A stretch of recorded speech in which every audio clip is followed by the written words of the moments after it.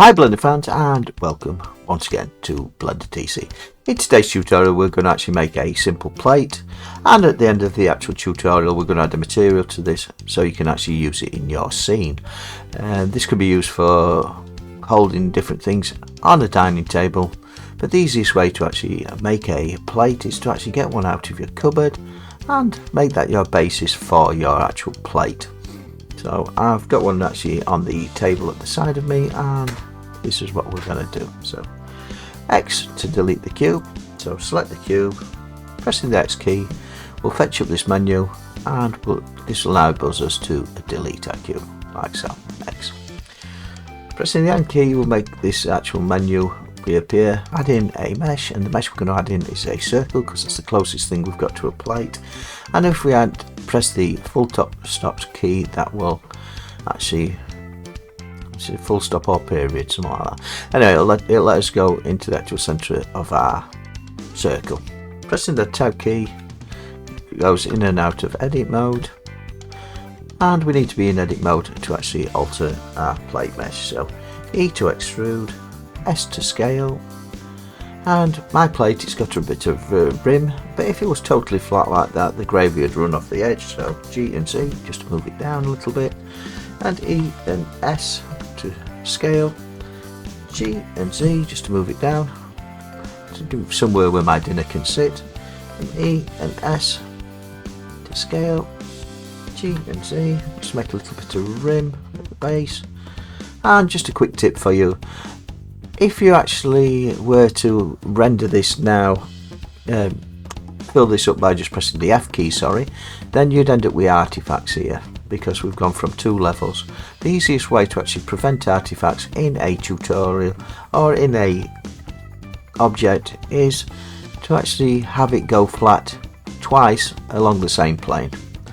So I'll just demonstrate that. So E to extrude, S to scale.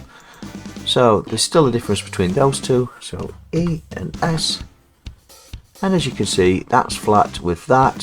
So if we were to just fill now, then we've got our basically paper plate shape, but we don't want our plate to be paper. So if we actually look from the side, I'm just going to go out of edit mode by pressing the tab key, like so. And if we press the 1 key, we're now looking from the side, and as you can see we've now got a plate. Like I said in the beginning of the tutorial, we will be adding the actual material at the end of this tutorial. We will be adding the material, so join me at the end of this tutorial for that. Please subscribe if you find my tutorials interesting or useful to you. Right, carry on. So now the advert's over, let's just carry on. Right, what we're going to do now is we're going to add 2 things to this. So we've got the spanner or wrench here, hit the spanner, and we're going to add 2 modifiers. One of them is going to be a Slindify. A Slindify just actually makes the paper plate into a more thick or thicker, and makes it, like I say, thicker there. So we can actually increase this. As you can see, got a very thick plate there, but 0.01. I'll make it 0.03. As you can see, it makes it this square type plate. Now that might be the actual thing you want to achieve, but me personally, the plate I've got, it's got like a little rounded rim on the edge, and that's what I want to achieve in my tutorial. That's the viewport shading. We'll show you the light. I've got 3 lights set up around here, and as you can see there's a bit of lines on there, so you can cure this by pressing smooth shading. So we've got something with a square rim, but we need one more modifier just to make this work. So add a modifier, and the modifier we're going to add is the Subdivision Surface modifier. And the reason we add the Subdivision Surface modifier, this puts it to the end of the stack.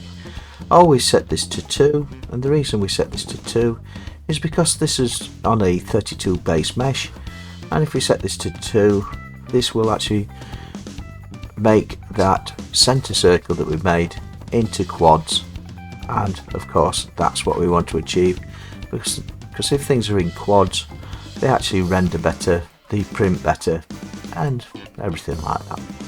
So we've made our quick plate in Blender, and the only thing we haven't done is actually altered our scale. If we press the N key here, so let's just scale this up so we can see. If we press the N key here, as you can see, our scale is all to whack. So you got 1.38, 1.38, 1.38. I know these are quite big. You know, we've got a plate that's 2.72 meters across, which is huge, but you can actually alter the scale so this is correct at the end. But what we've got here, we've got a scale. This should read 111 to work in other programs. So Control and A will fix the scale, so hit rotation and scale, and as you see, that goes to 111. Right, I'm going to keep this large size for now, but you can actually rescale things so they're the same size as the real world. But you could do that later, it's up to you. Press the N key just to actually get rid of that menu, and what we're going to do is, as you can see, that's still quite a thin plate. We can actually increase the thickness, but as you can see, that's made a nice rounded edge. The only thing that I would say is, say you've got a square edge plate and you want a square edge plate, if you actually change the order of these, so if we actually select this little arrow here and move that to the last, as you can see, that makes our square edged plate, which might be what you want. But me personally, it's a round edge plate that I've got, so I'm going to move Subdivision Surface modifier to the end of the stack, move to last, like so.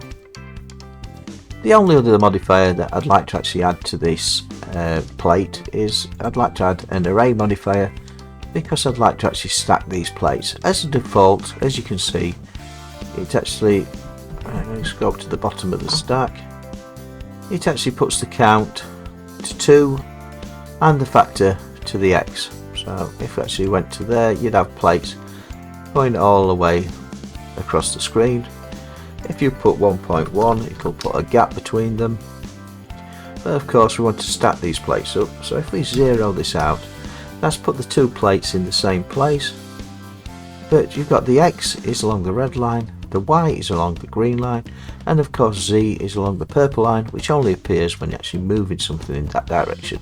So what we'll do is we'll put 0.4, and as you can see, it's now stacked 2 plates up, and you could stack up 10, 20, 1,000 if you wanted to, but we'll just actually leave that at 6 plates, because that's all I've got in my cupboard, because that tends to be the maximum amount of people I have over for dinner.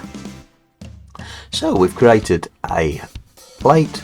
The only thing we need to do now is to actually add in another modifier, not modifier, we need to add in the material. So I'm just going to put a new material, double click on it to rename it, I'm just going to call it white, and what I'm going to do is I'm going to go into clear coat down here, just make this a little bit wider so we can see it, and change that to 0.8. It'll give it a bit of a sheen. As you can see, I think the lights are a bit bright, so I'm just going to maybe turn down the brightness of them. That one there's, let's just change that down to 500.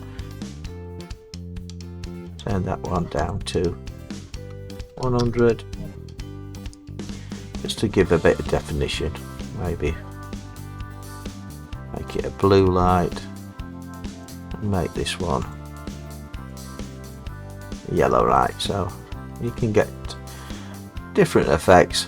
You know, looks like sunlight's coming from over here. It's still a bit hard to actually see the actual reflections, so what we'll do is actually go back into the material and we'll add a bit of shine to this, so 0.5, which actually makes this a little bit shinier.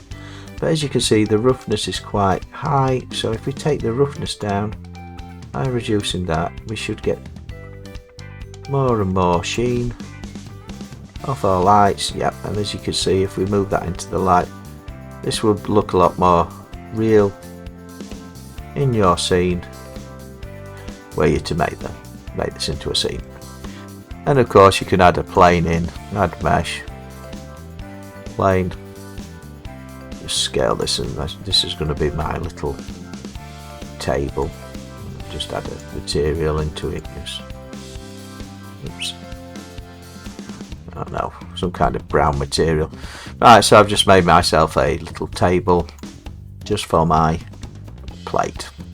Right, clicking back into the plate, then clicking into the actual spanner. What we're going to do quickly is we're going to make some different plates. So just change this back down to one plate by taking it all the way down to one. And looks like my plane is a bit GZ high, so I'm just going to move it down like that. So selecting your plate, press the tab key. As you can see, we've now got our plate. I'm just going to shift and D to duplicate it, and G and Y just to move it to the edge. Pressing the full stop will actually make me focus on it, and pressing the tab key will take me into edit mode. If I select this edge by pressing the Alt and left click, as you can see I've actually selected the edge of my plate, and G and Z just to move it up, and voila, I've just made myself a bowl. I'm just going to scale this down to make it small. So I've quickly made myself a bowl, and select the plate again, shift and D, G and X just to move it along the X line, 0.6, scale 0.6, and I've quickly made a side plate. And of course you can actually stack these back up by increasing the count here. Same with the bowls, and same with your plates. And take that back down to 1. And quickly, what else you can do with this is create Shift and D just to move it G and X, G and Y just to the other side. Say you wanted to actually make a vase for your flowers, press the tab key, select the edge, E and Z, E and Z, scale, E and Z, E and Z, scale, G and Z, just move it down, and as you can see I've made a vase for my flowers, and I think that's this tutorial about done. What you can do is add a texture to your tablecloth, add some thickness to it. Oops, add a modifier, Slindify, make your table thicker. You get the general idea. From this one plate we've made 3 different things. We've made a bowl, we've made a side plate, and of course we've made the vase for our flowers. Quick and easy. And of course if you wanted to actually change the colour of your vase, just add another material, get rid of that material, new, and we'll make a red vase. And it's as simple as that. I hope you enjoyed my tutorial. This is Blender TC signing off, and don't forget to subscribe. Bye for now. I actually did a bit more work on the thumbnail, but you get the idea on the things you can actually achieve with this very simple technique. Say Blender file, and if I just actually open up the thumbnail image, file, open recent, and just go into render mode. So it takes a bit for it to actually catch up. As you can see, this has added a table, the plates, and this is done in Eevee, and this is an HDR image to actually do the reflections. Bye for now.